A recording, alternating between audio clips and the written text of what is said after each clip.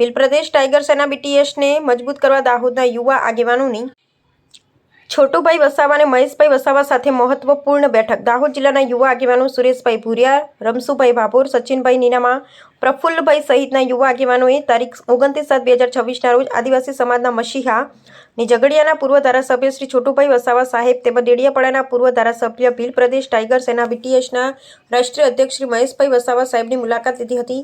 આ મુલાકાત દરમિયાન સમાજના યુવાનો દ્વારા બીટીએસ સંગઠનને વધુ મજબૂત કરવા અંગે ચર્ચા કરવામાં આવી. સાથે જ હાલના કેટલાક ગંભીર પ્રશ્નો પણ રજૂ કરવામાં આવ્યા.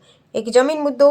હાલમાં દાહોદ ખાતે જીઆઈડીસીની માપણી, રોડનું સર્વે, રેલનું સર્વે તેમજ એરપોર્ટના નામે સરકાર દ્વારા આદિવાસીઓની જમીનો ગેરકાયદેસર રીતે પડાવવામાં આવી રહી છે. આરોગ્ય ક્ષેત્રે અન્યાય. ઝાયડસ હોસ્પિટલ ખાતે રાજસ્થાન, મધ્યપ્રદેશ અને ગુજરાતના નજીકના વિસ્તારોમાંથી સરકારી હોસ્પિટલનો લાભ લેવા આવતા ગરીબ અને પછાત વર્ગના લોકો સાથે ગેરરીતિ આચરવામાં આવી રહી છે. આ બંને મુદ્દે ન્યાયિક લડત લડવા માટે વિસ્તૃત ચર્ચા કરવામાં આવી. બેઠકમાં નિર્ણય લેવામાં આવ્યો કે આ પ્રશ્નોને લઈને ટૂંક સમયમાં સમગ્ર આદિવાસી વિસ્તારમાં બીટીએસ દ્વારા વ્યાપક ઝુંબેશ ઉપાડવામાં આવશે.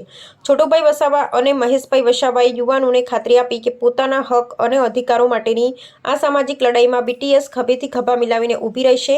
આ લડતમાં મોટી સંખ્યામાં યુવાનો જોડાશે અને સમાજને ન્યાય અપાવવા માટે સંગઠન કટિબદ્ધ છે. રિપોર્ટર સુરેશભાઈ મકવાણા.